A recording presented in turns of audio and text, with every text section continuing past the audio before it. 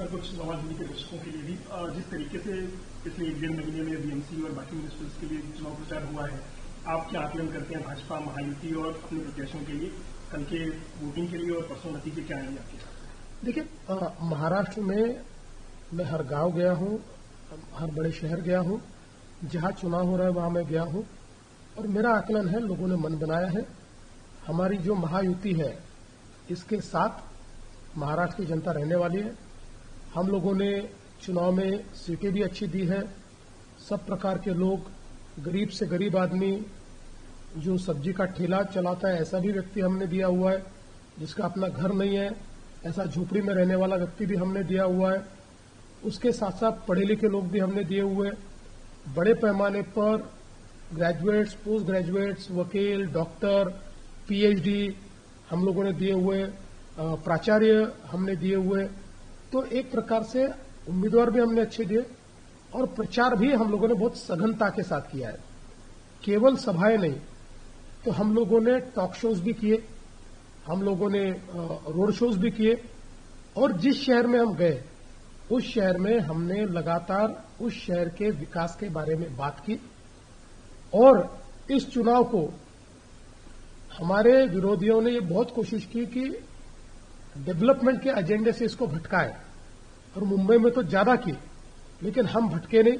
हाँ, जरूर उनकी बातों का जवाब हमने दिया, लेकिन एजेंडा हमने डेवलपमेंट का रखा और 80-90% हमारा प्रचार ये केवल विकास पर हुआ। इसीलिए लोग हमको पूर्ण रूप से चुनकर देंगे।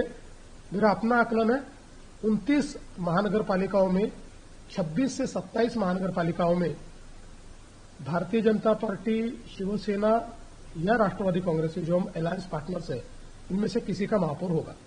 इन नतीजों का पूरे देश की भाजपा की राजनीति पे, भाजपा के उत्साह पर फर्क पड़ेगा। आने वाले जो भी चुनाव देश भर में कहीं भी होंगे, इन नतीजों को परिणाम कहीं न कहीं प्रभाव डालेगा, खासकर बंगाल की विधानसभा। देखिए, ये चुनाव इस बात को ही अधोरेखित करेंगे कि महाराष्ट्र की सरकार पर लोगों का विश्वास है और विशेष रूप से महाराष्ट्र की जनता ये प्रधानमंत्री मोदी जी के साथ है। यही इसका एक संकेत होगा और मुझे ऐसा लगता है कि कोई भी विजय, क्योंकि देश भर की भाजपा एक फैमिली है, कहीं पर भी विजय मिलता है तो फैमिली के सारे जो मेंबर्स होते हैं उनमें उत्साह भी आता है और एक प्रकार से उमंग भी दिखती है। नेतृत्व का मुद्दा आपकी तरफ से है और मराठी मानुष का मुद्दा एमएनएस शिवसेना उभटा की तरफ से है, तो कितना फर्क, कौन सा मुद्दा डालेगा आपके हिसाब से इन चुनाव में जब लोग वोट डालने जाएंगे? देखिए, हमने हिंदुत्व के मुद्दे पर चुनाव नहीं लड़ा, हमने विकास के मुद्दे पर चुनाव लड़ा। लेकिन हमारी आत्मा हिंदुत्व है, हमारा विचार हिंदुत्व है और हिंदुत्व और विकास ये दोनों को पृथक नहीं किया जा सकता। और हमारा जो हिंदुत्व है कभी भी संकुचित नहीं रहा है। पूजा पद्धति पर आधारित हिंदुत्व हमने नहीं कहा। हमारा जो हिंदुत्व है वो भारतीय संस्कृति और प्राचीन भारतीय जीवन पद्धति, इसको अपने मानने वालों को हम हिंदू कहते हैं, उनके समूहों को हम हिंदू कहते हैं। इसलिए जो भी इसको मानते हैं उसको हम साथ में लेकर चलना चाहते हैं।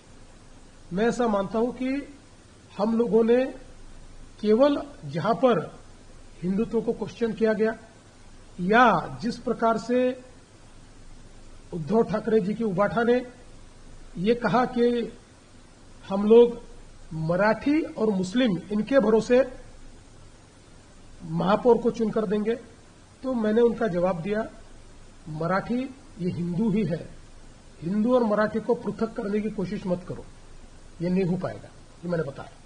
सर, एक आखिरी सवाल, आपकी जो महायुति है फिलहाल जो राज्य सरकार में सत्ता में है, ये कई जगहों पे अलग अलग चुनाव लड़ रहे हैं और कई जगह तो कटुता काफी ज्यादा बढ़ गई चुनाव में जिसके खिलाफ लड़ने के नाते, तो क्या उनका फर्क कल के जो नतीजे आने हैं या चुनाव होने हैं, कहीं वोटर ट्रांसफर में कंफ्यूजन मुंबई, थाने और बाकी जगहों पर हो सकता है जहां आप साथ में लड़ रहे हैं?